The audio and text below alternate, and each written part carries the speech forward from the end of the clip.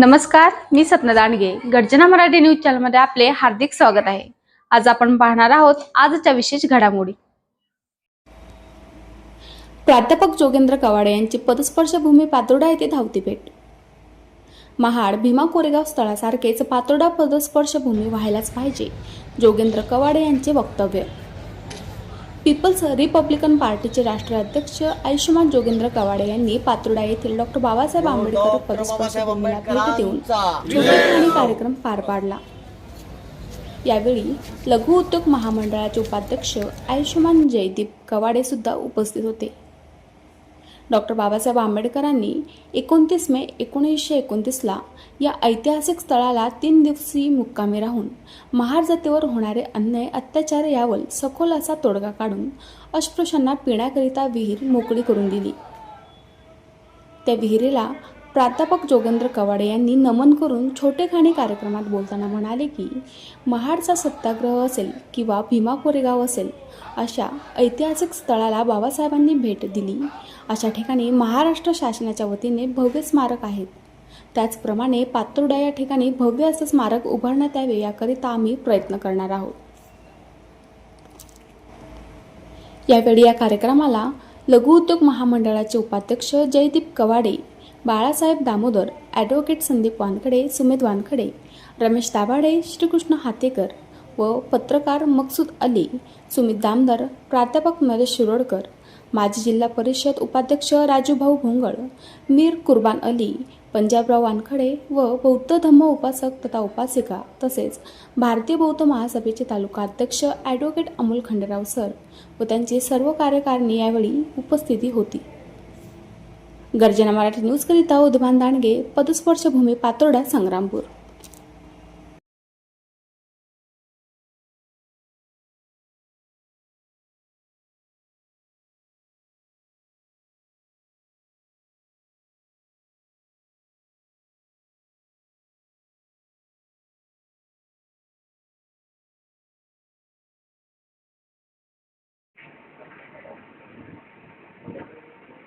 आमचे बाबासाहेब दामोदर यांनी विनंती केली की आपण पातोर्डा या गावी गेलं पाहिजे. तशी खूप दिवसाची इच्छा होतीच माझी यायची, कारण याच्यापूर्वी 2दा येऊन गेलो मी. भव्य समारंभ झाला, हजारोच्या संख्येने लोक या ठिकाणी आले होते. त्यानंतर देखील एकदा मी येऊन गेलो, पण त्यानंतर काही इथे येण्याची संधी मिळाली नाही. आणि असेच आज बाबासाहेबांच्या पदस्पर्शानं पावन झालेल्या पातोर्डा गावाला याची संधी मिळाली. बाबासाहेब ज्या विहिरीला हात लावलं, उद्घाटन केलं, त्या विहिरीचं दर्शन घेण्याची आणि आपल्या सर्वांना भेटण्याची संधी मिळाली, हे मी माझं मोठं भाग्य समजतो. आता बघितलं बाजूनं तसं जयदीपबाईंनी सांगितलं की ज्या ज्या ठिकाणी बाबासाहेब गेले, पदस्पर्श झाला. आता 20 तारखेला महाडला महाड क्रांती दिनाची मोठी दरवर्षी आपण जातो त्या ठिकाणी, दरवर्षी मी जातो. 1 जानेवारीला भीमा कोरेगावला ती यात्रा आपणच सुरू केली, शौर्य दिनाची यात्रा. 20 मार्चला महाडला 14 तळ्याच्या सत्याग्रहाच्या क्रांती दिनी ज्या ठिकाणी जातो, तिथे जशी यात्रा भरते तशीच एक भव्य अशा प्रकारचं स्मारक आणि यात्रा आपल्या या गावात देखील झाली पाहिजे. की त्यासाठी आपले प्रयत्न केलेलेच आहेत. आता दर्जा मिळाला आहे, पण भव्य प्रमाणावर महाराष्ट्र शासनाच्या सामाजिक विभागाच्या वतीनं भव्य अशा प्रकारचा निधी मिळवून एक महाराष्ट्र आणि राज्यस्तरावरचं एक भव्य अशा प्रकारचं स्मारक या ठिकाणी व्हावं, यासाठी आपण सर्व प्रयत्न करू. जेव्हा भेटीच्या प्रसंगी बाबासाहेब इथे येऊन गेले, साधी गोष्ट नाही आहे. ज्या ज्या ठिकाणी बाबासाहेब गेले त्या त्या ठिकाणाला भेट देण्याची संधी मला मिळाली. मग तो सांगली जिल्हा असेल, कोल्हापूर जिल्हा असेल, सातारा जिल्हा असेल, महाराष्ट्राच्या ज्या ज्या ठिकाणी गावामध्ये बाबासाहेब गेले त्या ठिकाणी मी जाऊन त्या ठिकाणी तो दिवस साजरा केला जातो. तसाच पातुर्डे या गावामध्ये 29 मे 1929ला बाबासाहेब या ठिकाणी येऊन गेले. सुरुवात फार चांगली झाली होती. भव्य अशा प्रकारचा समारंभ या ठिकाणी झाला. पुन्हा ही परंपरा आपण चांगली सुरू ठेवली पाहिजे. येणाऱ्या पिढीला आपला इतिहास तर कळला पाहिजे ना. इथून जी आमची तरुण मुलं इतरत्र ज्या ठिकाणी जातात, देशामध्ये जातात, महाराष्ट्रात जातात, त्यांना सांगायला पाहिजे मी त्या गावला आलो ज्या ठिकाणी बाबासाहेबांनी विहिरीचं उद्घाटन केलं. हे अभिमानानं सांगता आलं पाहिजे.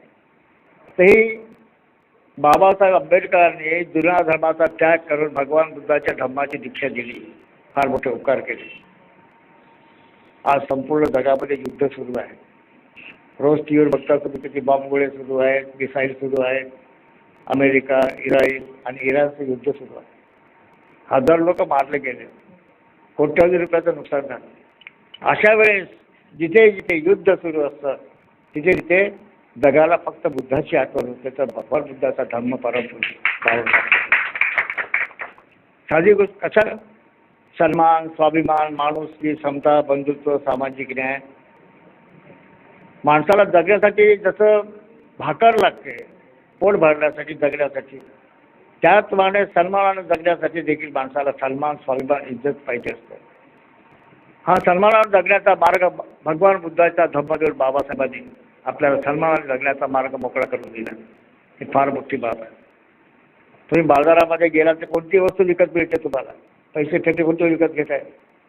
पण तिथेही पैसे घेऊन जा तुम्हाला का म्हणत एखाद्या दुकानात सन्मान देता का हो तुम्ही विकत नाही मिळत. स्वाभिमान विकत देता का हो तुम्ही नाही मिळत. इज्जत देता का हो विकत तुम्ही नाही मिळत. म्हणजे पैसे देऊन सन्मान मिळवता येत नाही, पैसे देऊन स्वाभिमान मिळवता येत नाही, पैसे देऊन इज्जत मिळवता येत नाही.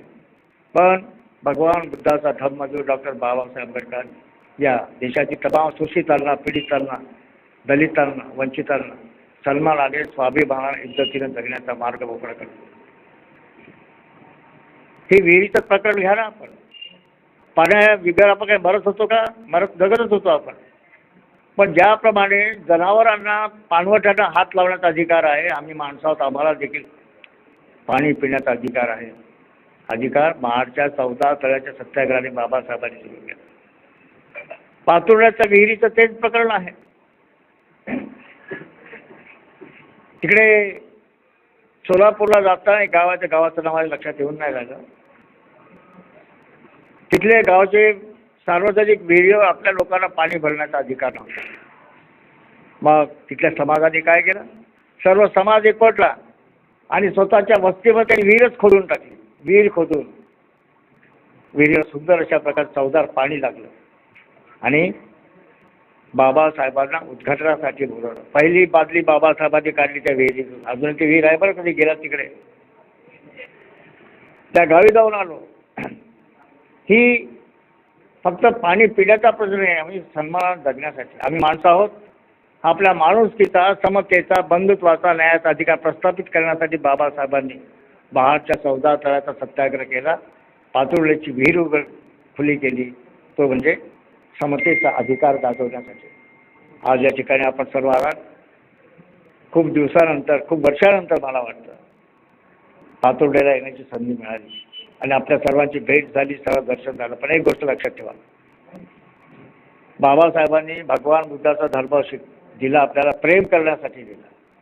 सर्वांना प्रेम करा, शत्रूवर देखील प्रेम करा, हे बाबासाहेबांनी सांगितलं. आणि म्हणून आजच्या या प्रसंगी अधिक न बोलता ज्या सन्मानानं, स्वाभिमानानं, इज्जतीनं जगण्यासाठी बाबासाहेबांनी तथागताचा धम्म देऊन आपल्या फार मोठे उपकार केले, त्या उपकाराची जाणीव ठेवा. आणि राजकारण केलंच पाहिजे, जसं जमेल तसं केलं पाहिजे. आता बाकीचे लोक काय करू राहिले, तेच करू राहिले ना. धर्माच्या नावावर राजकारण सुरू आहे, सुरू आहे की नाही? धर्माच्या नावावर राजकारण, धर्माच्या नावावर हिंदू, मुसलमान वगैरे धर्माच्या नावानं काय काय सुरू आहे तुझ्या, ठीक आहे. पण बाबासाहेबांनी राज्यघटना लिहून या देशातील 140 कोटी लोकांना समतेचा, ममतेचा, बंधुत्वाचा, माणुसकीनं जगण्याचा अधिकार. हे भेदभाव केला नाही राज्यघटना तयार करताना. कोणत्याही जातीचा असेल, कोणत्याही धर्माचा असेल, गरीब असेल, श्रीमंत असेल, रस्त्यावरचा असेल किंवा बंगल्यामध्ये राहणार असेल, या सर्वांना समतेचा, बंधुत्वाचा, न्यायाचा आणि माणुसकीचा अधिकार राज्यघटनेच्या माध्यमातून दिला. ही राज्यघटना म्हणजे आपल्या देशाचं पवित्र घटना. कोणत्याही धार्मिक ग्रंथापेक्षा, या देशाचे विद्वान म्हणतात की कोणत्याही धार्मिक ग्रंथापेक्षा या देशाचा धर्मग्रंथ जर कोणता असेल तर तो बाबासाहेबांची राज्यघटना या देशाचा धर्मग्रंथ आहे, असं या देशातील विद्वान लोक म्हणतात. मोठे उपकार केलेत बाबासाहेबांच्या देशात. त्या डॉक्टर बाबासाहेब फक्त दलितांचे नेते होते असं काही लोक म्हणतात. दलितांचे नेते होते. आपल्या देशाचं फार दुर्दैवच आहे राजूभाऊ, आमच्या देशातील संतांना देखील जातीमध्ये वाटून टाकलं, महापुरुषांना देखील जातीमध्ये वाटून टाकलं. शिवाजी महाराज कोणतो मराठ्यांचा राजा, शरद पवार करतो मराठ्यांचा नेता, यशवंतराव चव्हाण करतो मराठ्यांचा नेता, लोकमान्य टिळक करतो ब्राह्मणाचा नेता, स्वातंत्र्यवीर सावरकर कोणतं ब्राह्मणांचा नेता, आणि फुले कोणतं माळ्यांचा नेता, आंबेडकर कोणतं दलितांचा नेता, आणि लोकमान्य टिळक कोण तर देशाचा नेता, देशाचा नेता. म्हणजे आमच्या बहुजन समाजाच्या थोर पुरुषांना त्या त्या जातीमध्ये याचं कोंडून टाकलं आहे, कोंडवाडं तयार केले आहे. संतांचं तसंच आहे ना.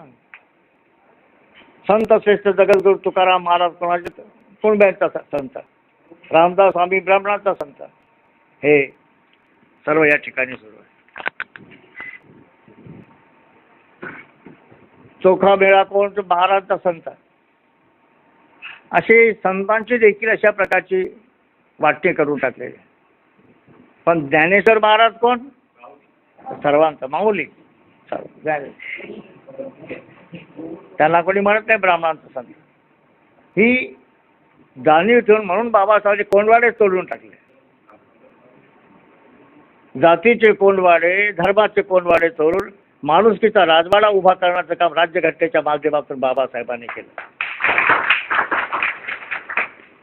म्हणून राजकारण करताना देखील स्वाभिमानाचं राजकारण झालं पाहिजे, सन्मानाचं राजकारण. जो बाबासाहेबांनी राजकीय विचार दिला, रिपब्लिकन विचार हा राजकीय विचार आहे बाबासाहेबांचा.